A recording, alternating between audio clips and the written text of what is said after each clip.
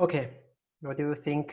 It's 2 minutes past 5:30.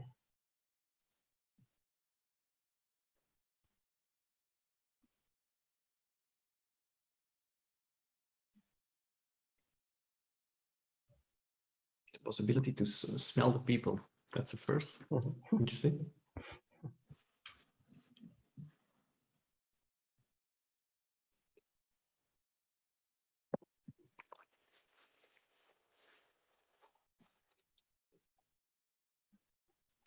Okay, I think we can start. Yes, definitely. Excellent. Hello to everybody, to every participant from Fondazione Agire. Welcome to this webinar. Thank you for taking your time out of your daily business. We know that we are all fighting with our issues with supplier, customer, liquidity, and so on and so forth. And it's sometimes difficult to take some distance to think a little bit about our direction of moving. But this is important because especially in those times that some paradigm have really changed, we are obliged to rethink what we are doing and to rethink our business. And this new thinking must be also fast, so we don't have the time that we spend in the normal times to make strategy rethink. Now we have to act within a few weeks and sometimes within a few days. I welcome Nick DeMay of Board of Innovation, which is well-renowned company, now also cooperating with the World Economic Forum. He will help us to understand which side of our business are exposed to this new reality of COVID-19, but especially to try to capture the new opportunities by this crisis, because there are opportunities out there. And some companies has been catching these opportunities and are growing. So we will keep this webinar interactive. You have already started with this chat. There will be also surveys.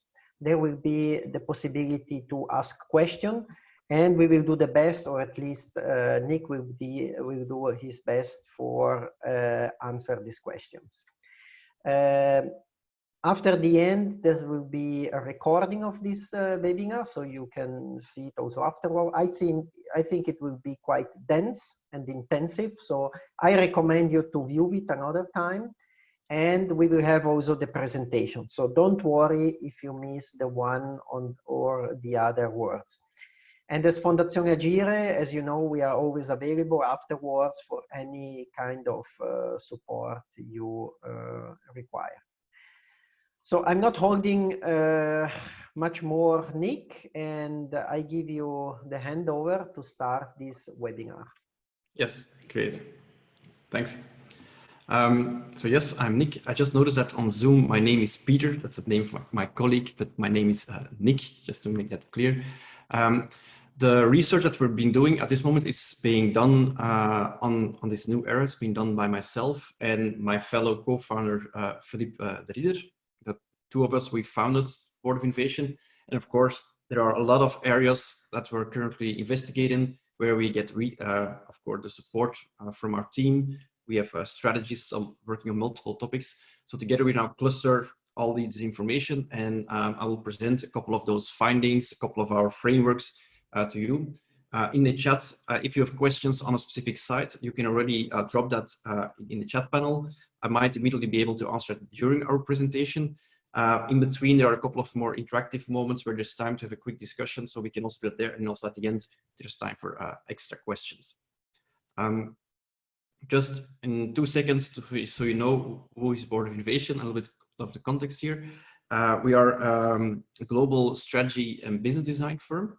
So we help organizations to develop new products and services, to explore new business models, trying to make sense of the future, so what's happening. So all the ongoing changes of what we call the low-touch economy fits within our overall strategy. We have offices in New York, Amsterdam, Antwerp, and Singapore. I'm based in Antwerp, in the Antwerp office. But of course, we tackle projects on a global scale. A lot of our research, and that's not just this research, but many of our tools and documents, we have this culture to share things very openly. So on our website, you will be able to download most of our material, most of our guides and templates.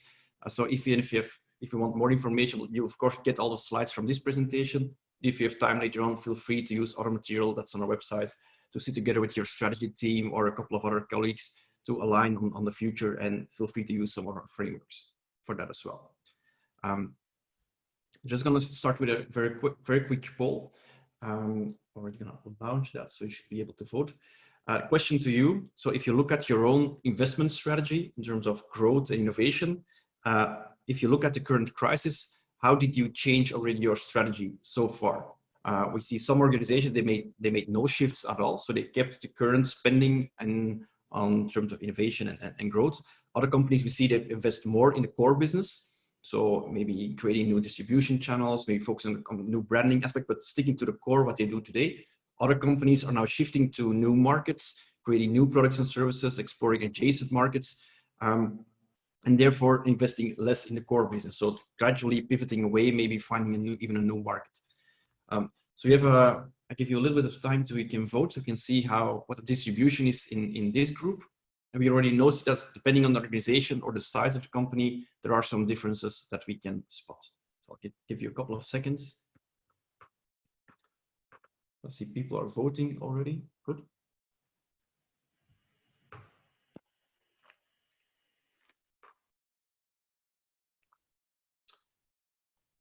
Just going to wait a couple of seconds, so most people will have voted by that moment. Okay, good. Just overall, we see more or less in this group, 50% of people made no shifts at all. So maybe waiting it out, or there's no sense of urgency to make a change. Then I have about 30% investing more in the core business, so protecting what you currently have and improving that aspect. And about 1 in 5 in that range is now looking for adjacent markets, experimenting with new products or services. So that's more or less a split in this group. Depends, of course, on the type of organization. And if we look at some of the surveys we did in the last few weeks, and also other research where we did a lot of interviews and conversations with other companies, you see a big split already in the size of organizations. So you've got the left side. No, if you first compare the two sides, so smaller companies, in this case, companies with less than 1,000 people compared to the very big enterprises, multinationals with thousands and thousands of people globally, they have the similar share about the companies that do no shift at all. And then if you look at companies that are making a shift to an adjacent space, there is a big difference with small companies compared to large companies. So we see a lot more companies in smaller companies that are experimenting with new products and services, while in general, most large enterprises, large corporates are shifting more budgets to protect the current business, to protect the core of their organizations. Also, typically, the large companies, of course, slower to move. So it makes sense also that a smaller company is quicker to respond, to try a new offering. It might already take a couple of weeks to arrange the necessary meetings, and a big organization. So of course, a small company can move quicker. This is just one of the elements we try to track how companies are setting new priorities, what they're experimenting, what they're learning, and regularly we'll share that. I will, in this, the time I have available now, I'll give a quick introduction in what do we see as a low-touch economy. So that's our view on the name that we give to this new era. What do we see as the winners of the low-touch economy, and how do you recognize those winners? What are the characteristics of that? Then a couple of examples of opportunities and white spaces that you can use as a source of inspiration, and a couple of triggers that can help you to find new growth if you need it at some point. And of course, at the end, there's still a couple of minutes left for extra Q&A.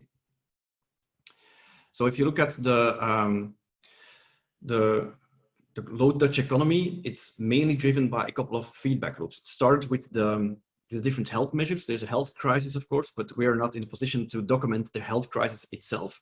Our goal is to track the economic disruption and also the changes in consumer behavior, or how people change their behavior, and about how to interact with each other, how to interact with companies. But there are a couple of interesting feedback loops here, because it means that while the health crisis will influence how, let's say, what products and services are being provided on the market, but also how consumers will interact with companies.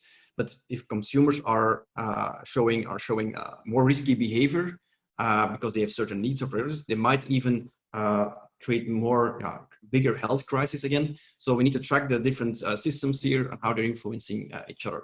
We're not involved in we're not tracking the health crisis itself. We're mainly tracking changes in consumer behavior and how it affects the overall economy. If you look at the different companies, different organizations, the last few months were really tough for many companies. So a lot of companies are in red, are not doing great this year. And only very few companies are in green, meaning they have positive growth. They have still a decent profit. They expect a positive growth in terms of revenue as well this year. So far, based on our surveys, we see that about 15% of companies are winning today, meaning they are quite successful still. And hopefully by next year, many companies will have adapted somehow. They might have created new offerings. They might have protected their core to be more profitable again. So hopefully by next year, we'll see a lot more companies back into the green area, but it will be a very asymmetrical recovery. So we'll definitely have some organizations that will still be in red. There are certain industries that are affected a lot worse than others. So overall, the economy will be impacted and downsized for quite some time. If you look at how the economists described it, I think they made it very well, a good statement. They talk now about the 90% economy, meaning that even 1 year, 2 years from now, there will be still a loss of 10% in the market. So even if your company is not impacted directly, there will be stakeholders around you, suppliers might be affected. So everything will not bounce back to normal quite soon. I think many experts agree on this statement. So it's not just us that are claiming this. I see a lot of people out there making good analysis and predicting how long it will last. A recent survey done by Fortune, they talked to multiple CEOs in a variety of industries, and they asked them, okay, when do you think in your industry when will economic activity bounce back to pre-pandemic levels? You can already see here that 60% of those CEOs anticipate that it might already take to Q1 2022, and even almost 1 in 3, even Q1 2023. So this is just another data point that shows that many companies are now shifting their focus in the last few weeks, knowing that it's definitely not here to stay for a couple of weeks or months, but we're in here now for the long term. Some things will bounce back to normal, but not everything, of course. So there will be a longer impact. When we talk about the low touch economy, then we refer to these type of examples. So there's a lot of changes already happening in the market. It's not just one big disruption, it's just the buildup of a lot of tiny tweaks in multiple industries, multiple areas. So maybe a couple of examples here. On the left side, as an example by the national broadcaster in Belgium, they gave actors and producers bracelets so they can still do recordings on site with actors to restart a typical daily soap or other recordings, but to make sure that actors can keep a safe distance. I talked to one of the producers a couple of days ago, and he also explained me like they're now using new type of lenses where people are appearing to be a lot closer to each other, but in reality they're at least 2 meters apart. So but then in that context, they need a bigger studio, they need bigger rooms as well. So you see that companies are shifting from just smaller tweaks to now maybe setting up production crews in new locations with new material. So people assume this will be here for a longer time. It's not just putting on some masks and you're ready to go again. Maybe the example top right, that's a modification that's been done by Honda. They made a new pressurized cabin, a new setup of a car where the front, the driver of the let's say it's a taxi or an ambulance, the driver is being protected because the airflow only goes from the driver to the back seat. So there's an overpressurized front cabin, there's always fresh air coming in. So the driver will always feel safe if that person needs to drive around maybe 20, 30 people on a day, that he knows that there's no air coming back to the front of this car. So those are just tweaks, not on an organizational level, but those are upgrades or tweaks on the product level. But you see this happening on many different fronts where organizations are now redesigning their business models, redesigning their products and services to adapt to these new normal. And you see that gradually, instead of just doing very quick fixes, companies in the first are now starting to make more drastic changes, knowing that it will be a change that will be essential to survive, maybe, or to be more successful in the next year or 2 or 3. You also see a lot of these examples, but we admire the creativity by a lot of our entrepreneurs. You see all those creative concepts popping up, but this is not something that will be here to stay, or definitely those things will not become mainstream. So it creates an interesting headline, it creates interesting visuals, but probably the changes that will happen might even be hidden in the background. It might be new parallel supply chains being set up. There might be new type of collaboration models. Those are not so sexy as a concept of this new type of suit. But those are probably more fundamental changes that are happening right now. And these are more concepts that might happen in 1 or 2 locations, but this is not the things that you need to pay attention to a lot. Very quick question to you. We all had the experience of lockdowns and the first restrictions and guidelines. So we've tried some new habits for a couple of months now. So if you look at the next 2 years, which of those habits do you think will stay? You can just share that in the chat. Or do you think there are certain things that you assume will definitely bounce back to normal, and it was just a very temporary thing, but definitely not here to stay? If you submit something in chat, make sure to select all panelists and attendees, so everybody can also see your answers. So otherwise, you're only talking to me. So I'll just give you a couple of seconds so you can think about that, and then you can drop some examples in the chat here. Home working. You see. Home working, will that go back or will that stay? Shaking hands, will it back? Yeah, mashing hands more often, of course. Home working probably will stay. Yeah. Will be interesting to see face-to-face if how many people will feel safe enough to have as many face-to-face meetings. You see a very big split today. Like certain people want to avoid other people and are relying on this more remote work, while others are just craving for personal interactions with people again and can't wait to go back to offices and do client meetings. So you see the very big split in consumer behavior already. Blended learning, yeah. There's a lot of debate on homeschooling, the future of work, future of education. I'm personally a little bit skeptical about that impact, definitely when it comes to students or children. Many had the experience of having children at home and then doing homeschooling. But I think only the impact will be for older students. I think most companies or most countries will do all their best to make sure that all students can go back to school again as soon as possible. So I think in terms of homeschooling and education, I think their impact will be limited for now. E-commerce for small businesses, yes. Feel free to add more examples. We could come back to those questions and examples later on, but thanks for sharing already. Yeah, more bikes, less cars. I think that's definitely a change that's here to see. You see a lot of regions making redesigns to city centers, car-free zones. Many of those changes are presented as a temporary change, like just for the crisis, and will probably change it later on.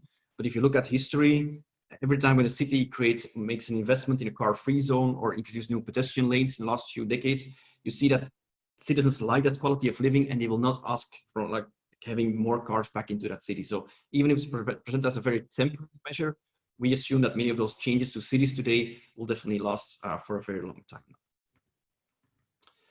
So I promised to talk a little bit more about the winners of the low-touch economy, meaning the companies that are doing better at this moment. It might give you some inspiration to see what you can copy from that or what can you learn from that to maybe improve your own organization. So if you're in a position, maybe you're not a front runner here, maybe you're a little bit further back, maybe you're a little bit in red or under pressure, you need to figure out, okay, which part of my business do I need to adapt now in the next few months, or what do I need to protect to get through this crisis? A model that I'm currently using, and might give you some context on the type of shifts that are happening in different phases that are ongoing. So on the bottom axis here, you see the interaction model, meaning you had high-touch interactions. So high-touch means you have close physical interactions with people and humans. There's a lot of personal engagement ongoing. And then low touch, of course, means from a distance, remote, digital, all those type of interactions. And on the left side, how much value do you create? Hopefully, as a business, you always try to aim for high value, and you create added value. You want to impress your client, you want to build up a good relationship. Unfortunately, in the short term, the crisis forced many companies from their normal way of working, which often included certain high-touch interactions. So on the top right, they were able to create high value with their customers, but they were now pushed in this bottom left corner. Some were even completely restricted, had absolutely no business at all, were not even allowed to open up, but that's not for everyone. And what's happened now is that in the first weeks, everybody made, depending on their organization, but made some quick fixes to make sure that they can still open up, that they can still serve some clients. But in many cases, they were not able to deliver the same type of value already. They might be open up and serve some clients, but it was with certain restrictions, it was not in the most intimate way and so on. So this lasted maybe 2 months in many regions. Now the challenge is, what do you do now from this position? So, and then we see different moves going on in different regions, because there's still, for each region and each country, there's still a sort of a no-go zone for certain industries, like the large gatherings might be restricted. There might still be some travel restrictions. The way you interact with your customers, you need to follow strict guidelines. So there's a sort of no-go zone. So some companies are trying to get back as close as possible as they can get. So, but it's mainly trying just to recover what they were currently doing, but then in a new way, maybe partially digital, maybe it's leaving out certain aspects, new way of doing deliveries or something. But depending on the model or the context, it might be really difficult to actually do something meaningful in this spot. Maybe this no-go zone is too big and it's not helpful for your business. We see that some companies are really organizing themselves, and by sometimes switching completely digital or creating a new interaction model or creating new products or services, they stay close to the current business, but are able even to create more value, maybe automate certain processes, do even more cost savings. Maybe by rethinking their operating model, they find a new way to attract even a bigger client audience. So some companies are growing the same direction. What's interesting to see is that some companies are moving now in a complete other direction. They abandon a little bit the old way of working. They start over from scratch and they start rethinking, if I need to serve these clients, how can I do it in a complete new way? Of completely relying on low-touch interactions, so switching to far away or remote way of working, finding a new client segment, but then maybe offering completely new products and services as well. So basically, they do a pivot along the way. So you see certain shifts happening, and it's, for me, an industry that to follow is definitely the event business today. They were one of the industries that are affected the hardest now. The event business was completely thrown into the bottom left corner. Many events now are, I see companies that are, with the restrictions, are now trying to restart events. So, but then maybe events in smaller groups of 50 people, if it's allowed, with social distancing applied and extra masks and all those things. But they will experience very often that they don't even create high value. But then you need to take one step back. So if you're in the business of the events, it's not just about delivering content and inspiration to your clients. An event is often about networking, meeting new people, sometimes a reason to get away from home as well. There are so many reasons why people use an event or the product of an event. So just, I think the experiments that you see where they just create a virtual event, where putting slides on there, that's basically the green direction here, where you go back to the top right corner, but then you maybe change your service model. The more interesting elements the more interesting examples for me are event companies now that are shifting to a new type of service, where they realize it's not about delivering presentations or slides to an audience. It's about a smart way of networking. It's meeting new people. And maybe that's not needed within a time frame of 2-3 days altogether. They might switch their company to an ongoing, more like social interaction model with multiple smaller events globally, multiple locations. Maybe the traditional event model is completely abandoned. So I think the companies that are shifting more to the yellow corner here, abandoning the old way of working, might be more interesting to follow. While the event business is a more extreme example, I think almost in every industry you see multiple variations of this, where companies are just trying to replicate what was before, but then keeping the restriction in place, or rethinking their business. Why do I exist? What type of clients do I have? How do I create value? Then maybe moving into the bottom left corner. So later on, we'll share more examples. We'll try to track what's happening, and this is definitely one of the topics that will create more reports with more examples what's happening. Just in general, if you look at, and you can also add that on the chat, what are certain high touch interactions that you think are really difficult now to replace, or that are very challenging to replace? I gave the example of those gatherings where people might have an informal chat at a buffet or in a restaurant in the evening after the event. So that's a high touch interaction, very personal interaction, but it's very difficult now to find maybe a digital alternative where you have this informal way, this almost serendipity moment where you stumble upon or meet new people. How do you do that in an offline world? So there are many of those high touch interactions that are difficult or very hard now to find alternatives. So I see already sharing a couple of people, first meeting with new customers, shaking hands, hugs, like this. Many people experience this awkward interaction now with many people, like how do you greet someone that you don't know, and a little bit feels like a joke, but okay, we need to find a new ritual almost for that. Yes, body language, very good example. Paying with money instead of credit card, yes. Yeah, actually the body language part is something really interesting to follow. So body language covers multiple aspects. If you need to do sales with a client, you need to build up trust. It's not about showing some slides and presenting some information. It's about this informal, also body language. Do you trust each other, yes or no? Do you have a connection? So yeah, very good example. Yeah, visual contact with more people at the same time, yes. Dentist visit, yeah.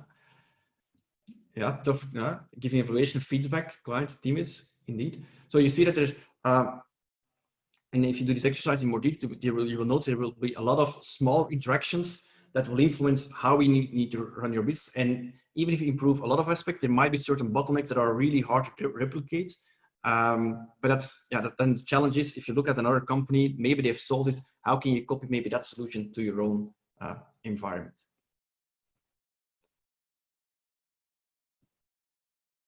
Able to control other people in the office, yeah, might be needed, but you have very little overview on that. Oh, good example. Coming back to this low touch economy, if we evaluate companies today, and I think most of you will have received a template on this topic as well before this webinar. If we look at companies today, we'll look at the different characteristics to see how are they prepared for this new era. So we need to look at different elements of their business. So there's a lot of elements linked to the type of interactions, whether it's interactions between their own employees or clients and employees, or clients with each other. So clients in a retail store, whether or not they will interact with each other. There are a lot of constraints on the physical location. Typically the indoor space, of course, are most risky places at the moment, with small confined spaces. Some organizations need to rely on employee gatherings, so multiple people working closely together. The same for client gatherings. In terms of groups, well, the top examples are more one-on-one interactions, while the second examples are more about, do you need to rely on large gatherings of large people together? Certain organizations need to work with vulnerable people, so elderly people, sick people, whether it's their employees that are a little bit older people, or their clients. So you need to maybe make some changes there. And if it's a client audience, it might be very difficult to switch to a new type of audience as well. Certain industries are impacted by the travel restrictions. So some companies can switch to a remote model, others are not. And then maybe a typical one, supply chains. We see that certain industries are impacted severely by the disruptions in the supply chain, and there might not be a parallel supply chain available. We see that logistic processes are being redesigned, where companies are doing more reshoring, so bringing back warehouses back to Europe, not only relying on very efficient, but only one supply chain to China, but creating redundancy now might influence your business. And overall demand. There might be some demands or change in priorities, new needs that are popping up. And if you look at all those characteristics, you can evaluate how your business is doing, and if you covered all those aspects, and also with your team, if you have the same view on what's happening and the same risk profile. So this is a guideline for you as well. Just a couple of examples to see how it applies to some organizations. This company Peloton, US-based company, is actually a very good example, because they're doing quite well. So we consider them as one of those winners today. What they do, they give remote gym support. So you need to buy first a Peloton bike. Those bikes are often cost more than $2,000. You get a high touch. You get a touch screen with a digital service where you interact with remote gym instructors. So you don't need to have these close personal employee interactions. You will have your own personal equipment. So there's no sharing of equipment like in a normal gym. You can just use your own place. And what you see now in the last few weeks, they're now moving to another segment where they now serving customers purely in a digital way. Even if you don't have the bike, they're using a digital model where you can have instructions via Apple TV or your normal television. So they're now also moving further down to the value or to a new type of customer, because the customers that are now typically would buy this $2,000 for a bike, $50, $60 per month as a service, a subscription model on top. That's quite expensive, but they're in a great position. They're now moving to other client segments as well. So doing quite well. Another example here, Panera Bread, a company that offers healthy foods, partially healthy foods and pastries. They're now during the crisis, they realized they need to tap into new demands. So example at the bottom here, they introduced more dairy products, fresh produce, they offer more milk, those things. So they expanded their product offering to be able to serve a new type of need that's emerging, taking a part of grocery deliveries as well, which they were not doing before. And of course, in the restaurant business, they also redesigned the restaurants itself to be able to serve clients again. They did health checks for employees, improved the delivery options. So they already had some e-commerce ongoing, so that's what you see with many of the winners today. They already had a head start. They were already digital in certain ways, but they can accelerate now. So if you need to start from scratch, you'll probably not be one of those winners in the next few months already. But now, of course, is the time to go forward and to invest in those digital channels as well. So Panera Bread is doing quite well already. Another example here, last example, it's a little bit more atypical, but it's definitely those type of companies you need to watch as well. We see multiple industries that are impacted on the back end, so the supply chain of their business.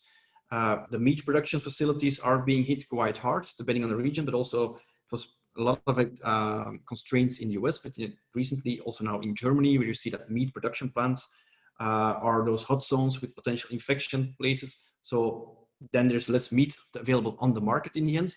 But if you offer an alternative to this, so this is a plant-based alternative, so a vegan product, you're in a great position today to offer maybe another type of product that can be produced in a more safe way, another channel, another type of supply chain that can tap into that. So you don't only need to look at typical medical companies or other things. You can also look at changes that are happening in supply chains and how it will influence other industries, maybe as a second order consequence. So also definitely keep an eye on those type of companies.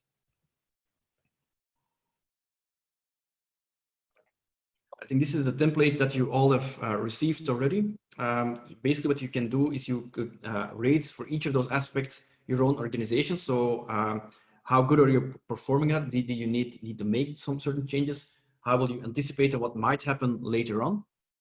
For us, it's mostly an alignment tool, because if you see in one team, often people have a different view on what might happen. They have a different view on the different scenarios. And then based on which scenario you would buy into, whether it's a one year recovery or even longer, you might need to change course as well. So this keeps this adds more structure to those type of discussions, and helps to make sure that everybody has the same view on where the risks are for your organization. And then as a consequence, see how ambitious do you need to be in terms of innovation efforts, whether you need to pivot away from your core business, or you can just double down on what you currently.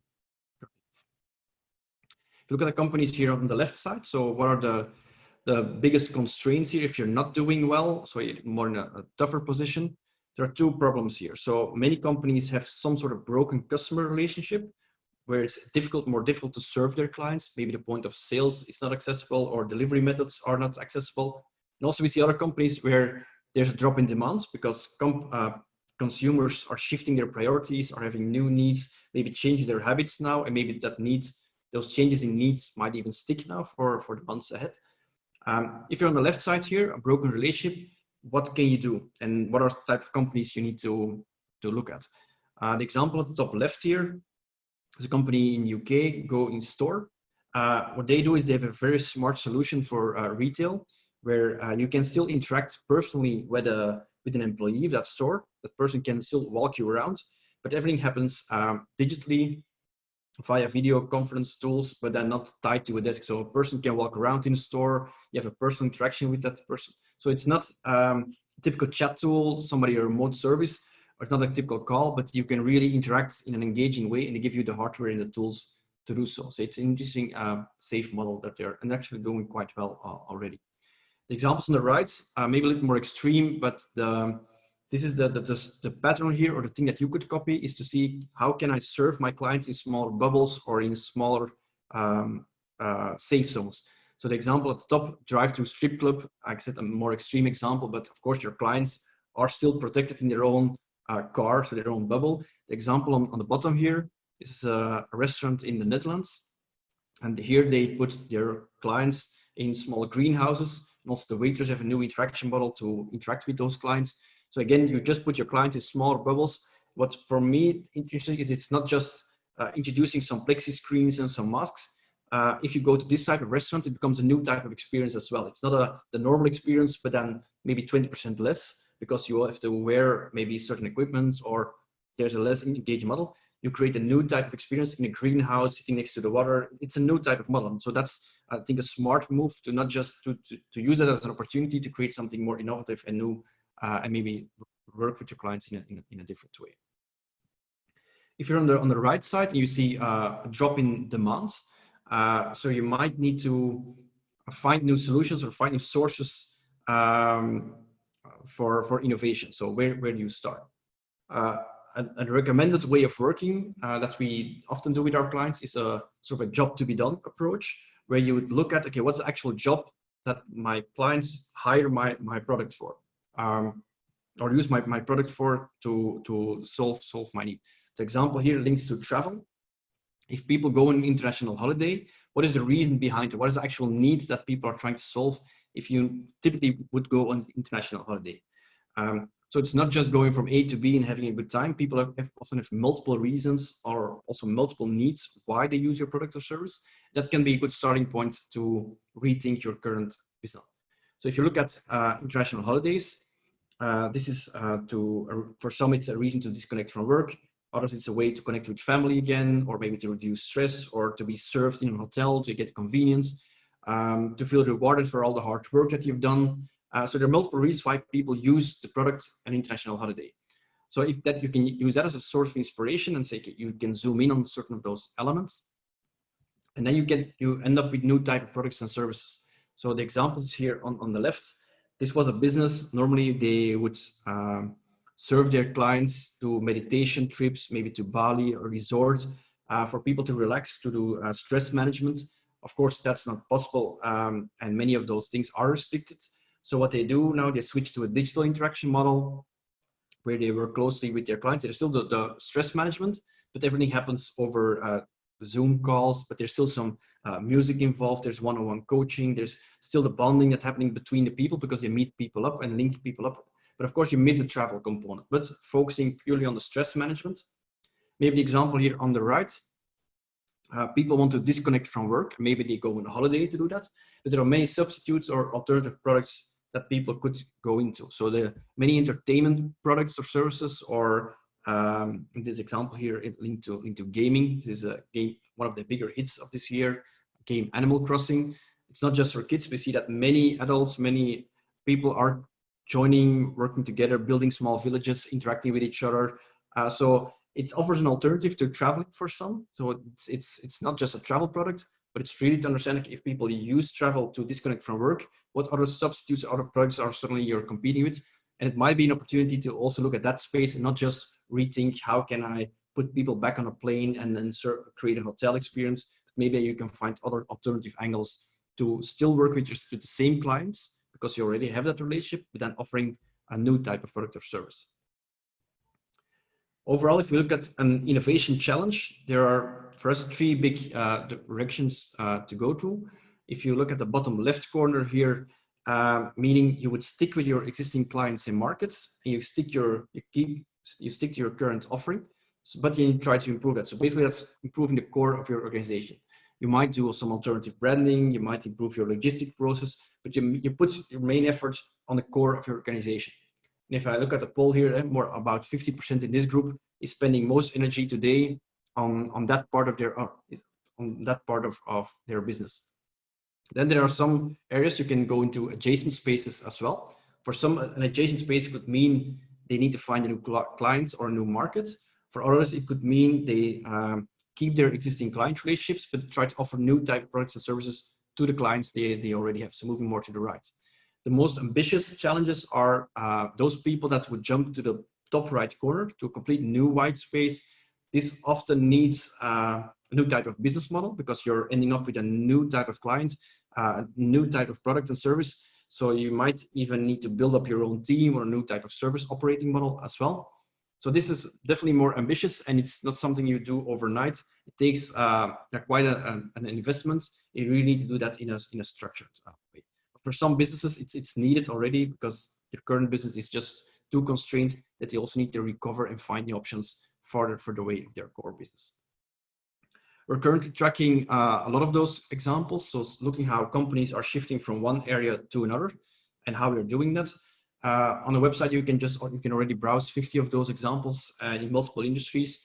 Just showing you one example, the example here at the top. There's a company, EMI Controls. One of their products or business lines is focused on offering snow cannons to ski resorts. Of course, at the beginning of the year, they were already struggling a little bit, but you can imagine that even by the end of the year, a typical ski resort, a trip might not happen in the same way, if any, if they would even open up at the end of the year. So they shifted to another type of business. So a new business line they're putting quite some energy now and effort on. Sort of a disinfecting product. So they changed their product. Instead of blowing snow, they're now blowing disinfectant in large open spaces. It could be industrial sites, could be event halls, those type of things. So it's actually a smart pivot. So shifting your product to a new market by doing a redesign of their offering. So you see there are more of those examples, and you can later on you can just download or browse the full list if you want more inspiration on that. Back to the chat, and again I'll give you a couple of seconds to answer here. If you look around you, maybe your own industry or other companies around you, what are certain experiments or innovations that you've seen now in the last 2-3 months that really inspired you for one reason or the other? Maybe it was smart, profit-wise, revenue-wise. Maybe it was very something linked to charity or helping out the health crisis. But what are some of the innovation experiments that you've seen that inspired you? So you can just show those, share those examples on chat. Give you a couple of seconds to think.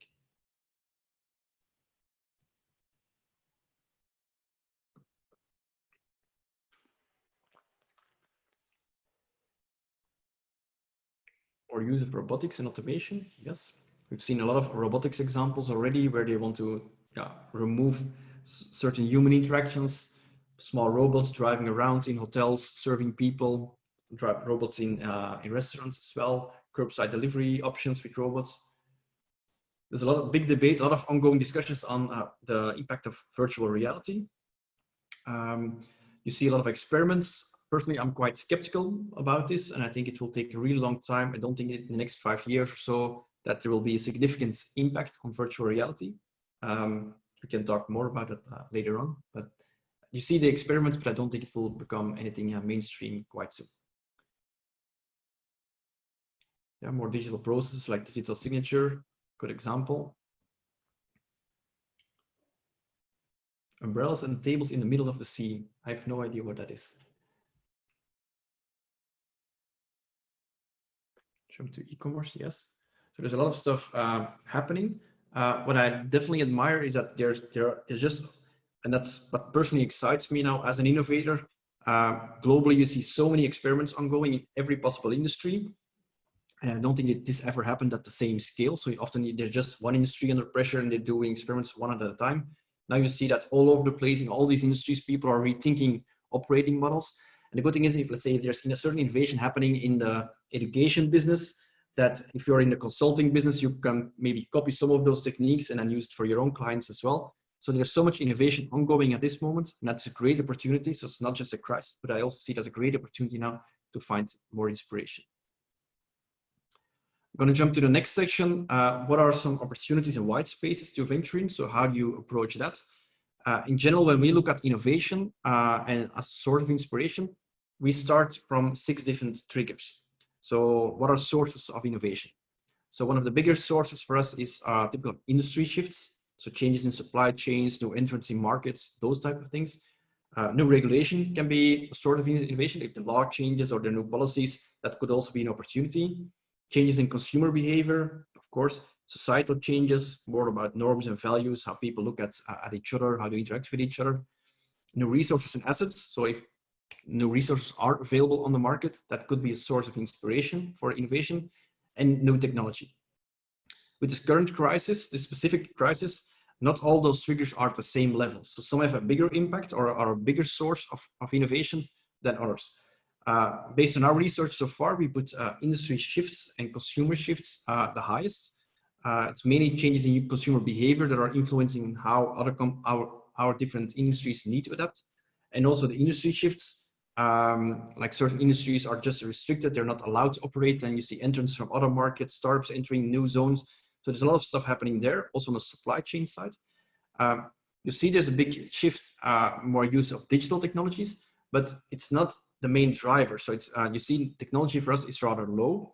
We don't see that this crisis suddenly created a lot of new technologies by itself. So people are of course looking at technology as a solution, but this crisis didn't suddenly create 10 new possibilities or a new invention or something linked to technology. So that slow R&D process that is still ongoing, but the R&D itself didn't accelerate.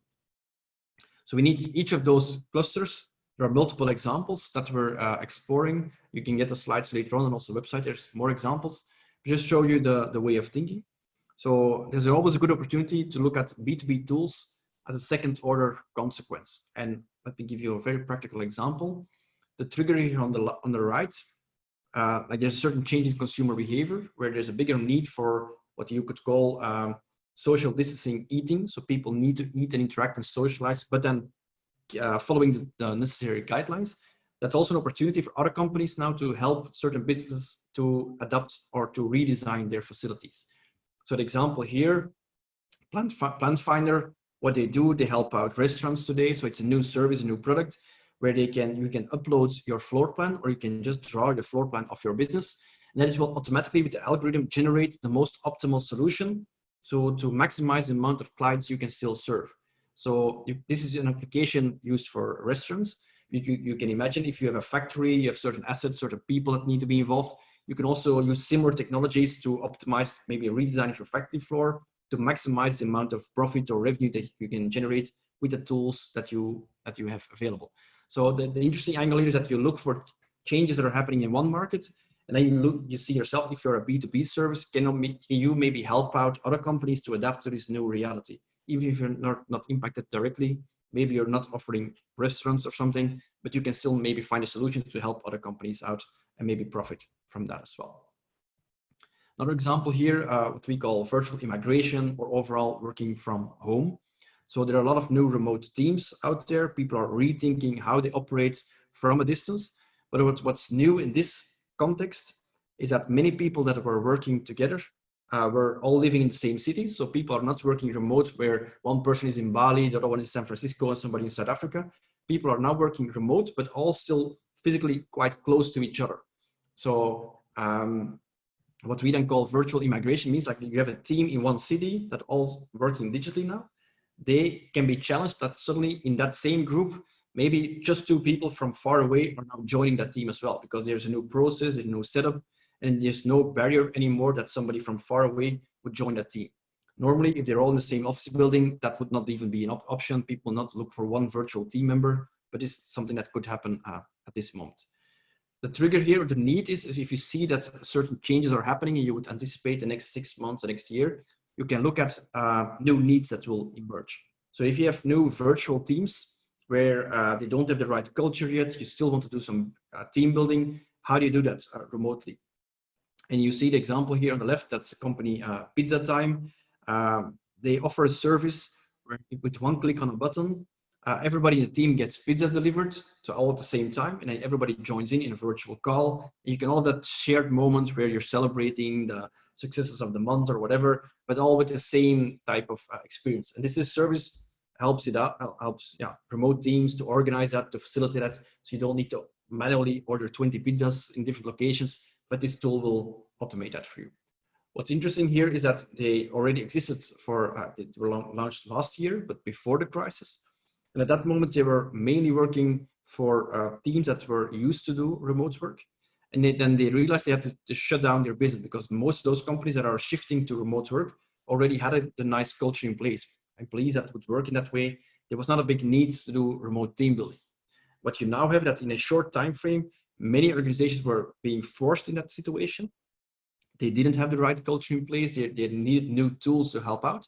So today, Pizza Time is had to restart, but then focusing on new client segments. So clients that were very new to remote working, that were challenged by this way of working, and then have a need that could be solved by this product. If you do a similar exercise with your own team, and you can use our sources and trends that we're covering in shifts, but that always helps to structure them, to make a selection of those shifts. We would put them here on the left here, where you would write on all the different shifts that are happening. Then you try to cross-check that or link that with the different business lines or verticals that you're serving with your company. It might create some unusual combinations to see, okay, actually it could have an impact on one way or the other. Just show you one example. The example here on the left that I highlighted, human-free service models. So that's an ongoing trend where you see people as a liability now in your organization. Having people interact physically with your clients might be too risky. And at the same time, if you would match it with the example here, the construction business, if you want to restart construction business and you have electricians and contractors and plumbers all working in very small spaces, what they do now as a first quick fix is they might serve some masks, they change the shifts and timing of way of working, but still it's almost an improvised solution just to make sure that everybody can back on site and can continue to work more like an old way of working, but a little bit safer. What's interesting now is that assuming that some of those changes will be here to stay for a longer period of time, maybe the next 2 years already, that there's an opportunity now to rethink new service models. So in construction business, you could find new ways to build houses or maybe do more prefab construction, maybe new ways to coordinate work. So it's not just about giving people some sanitizer and some masks and maybe some instructions, but really to rethink how you build a building, how do you do work as an architect together with a team, and introduce a lot of new products and services in that space, assuming that that trend will be here for a longer period of time. So those are the more interesting innovations to keep an eye on, not just the quick fixes, but more looking at fundamental shifts in the market and how that can be a source of inspiration when you need to find a new growth opportunity. So how to move forward, how to use that practically.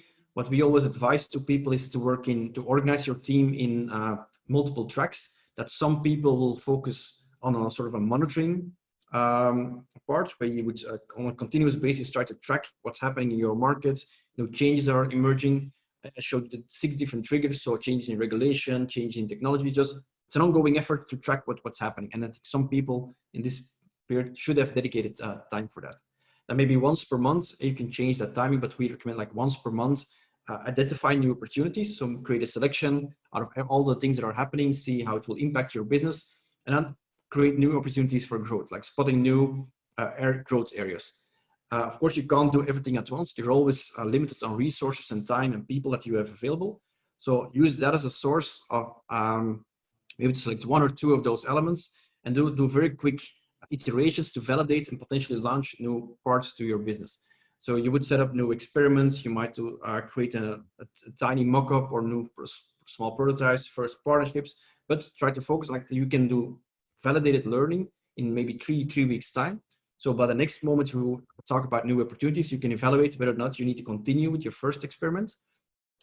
Typically for each experiment, you want to assign maybe 2-3 people on that, at least half of their time on that. You can't just do an experiment with 2 hours on a Friday once per week. So you need to invest some of your time on that. And depending on how ambitious you would be, you can have multiple teams working together in parallel, or you need to be more strict and maybe kill that process. And next week, the next cycle, you maybe jump on a new opportunity.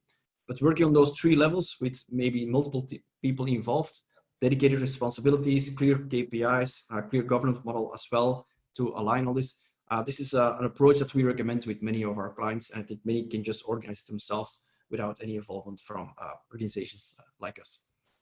So I'm almost done with the time. We have a couple of minutes left.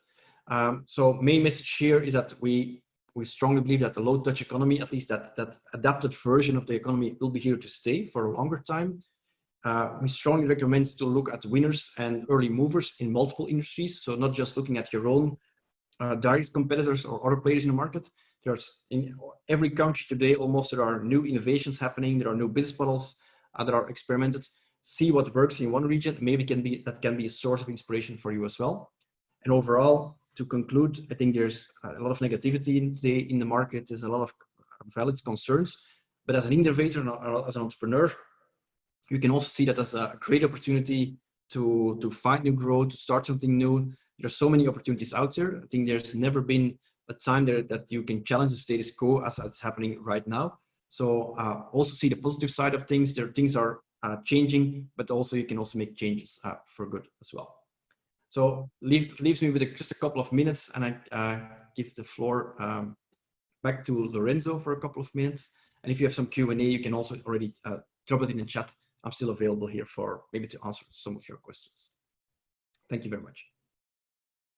So thank you very much, Nick. This was, I think, very intensive. This was also not the ambition that the people could digest so many interesting concepts. Yeah, we were aware of that. Of course, that's why also we will make the presentation available and the video. And I think most of the work has to be done within the companies. People have to dedicate some resources, has to dedicate some time, take distance, and especially be proactive and not be a victim of this crisis. We have seen a few but very promising examples. The one of those is that with the greenhouse of the restaurant, which in principle, it was aimed to protect the people. But I can imagine that if you go with your girlfriend or your wife into this little greenhouse, you create a completely new experience, a completely new atmosphere. So you turn actually a problem into something new. And we wanted to go there and have this experience at the border of a canal into this little greenhouse. Important is that the companies act now, act quickly. And in order to be within this 15% of the winner, and hopefully this will grow in the future. So that's the only comment I can make from my side. We are anytime available at Fondazione Agire for support, for activating our tools, and just to have a chat. And if you have some idea, if you need a sparring partner, some peers to share your ideas, anytime we are available. So that's my conclusion. Thanks again, Nick. Just let me know if there are some advances from your side, also with your international cooperation. We might have for sure, we will have a follow-up with Fondazione Agire on the ground. If there are something news, maybe in a few weeks and in a few months, we will be happy more to have a follow-up on that. Yeah, great. Thanks you very much. Also for the invite and for the time. So, and also thanks for the feedback on the chat. Nice to see that as well. Thanks. Thanks to everybody. Bye-bye. Have a nice evening. Okay. Bye.